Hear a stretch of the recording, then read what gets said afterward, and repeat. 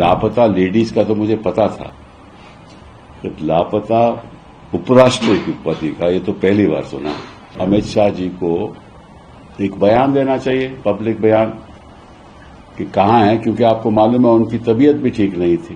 अब ऐसे मामले में मैं कहीं जाना भी नहीं चाहता, वो एफआईआर लिखवा दूं, किसी को बोलूं, ये भी नहीं अच्छा लगता। मैं आग्रह करूंगा गृह मंत्री जी से कि आप इतना तो बता दीजिए, आपके पास तो इतने साधन हैं और बांग्लादेशी को आप ढूंढ ढूंढ के वापस भेजते हो, ये तो हमारे उपराष्ट्रपति जी हैं। ये 22 जुलाई को धनखड़ साहब ने अपना इस्तीफा दिया, आज 9 अगस्त हो गई और उनके बारे में हमें मालूम ही नहीं कि वो कहाँ हैं। अब लापता लेडीज का तो मुझे पता था, लापता उपराष्ट्रपति का ये तो पहली बार सुना। अभी हमारे उपराष्ट्रपति थे और जिस तरह से उन्होंने सरकार की रक्षा की जब से वो उपराष्ट्रपति बने, अब लगता है कि विपक्ष को उनकी सुरक्षा करनी पड़ेगी। कहाँ हैं धनखड़ साहब? मैंने खुद पहले दिन उनको फोन किया था, उनके पीएस ने उठाया फोन, कहा कि वो आराम कर रहे हैं। उसके बाद कोई फोन उठाता ही नहीं है और मेरे कई राजनीति में राजनेता से मेरी बात हुई तो वो कहते हैं कि हम भी नहीं फोन मिला रहे। तो अब क्या करें? हेबियस कॉर्पस फाइल करें, क्या करें? और इस बात की जानकारी तो होम मिनिस्ट्री को होगी ना। तो अमित शाह जी को एक बयान देना चाहिए, पब्लिक बयान, कि कहाँ हैं, क्योंकि आपको मालूम है उनकी तबीयत भी ठीक नहीं थी। तो ऐसा तो नहीं कि कहीं वो इलाज करवा रहे हैं, कहाँ हैं, उनके कोई परिवार के लोगों ने भी नहीं कुछ कहा। तो इशू क्या है? ऐसी बातें तो हमने दूसरे देशों में सुना था कि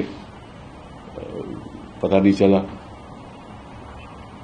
अब हिंदुस्तान तो एक लोकतंत्र देश है ना, तो इसकी जानकारी जनता को मिलनी चाहिए। मेरे उनके साथ इतने अच्छे व्यक्तिगत संबंध थे, मेरे साथ हम वकील भी इकट्ठे थे, हमने कई केसेस भी आर्ग्यू किए, तो मुझे तो फिक्र है। अब ऐसे मामले में मैं कहीं जाना भी नहीं चाहता, वो एफआईआर लिखवा दूं, किसी को बोलूं, ये भी नहीं अच्छा लगता।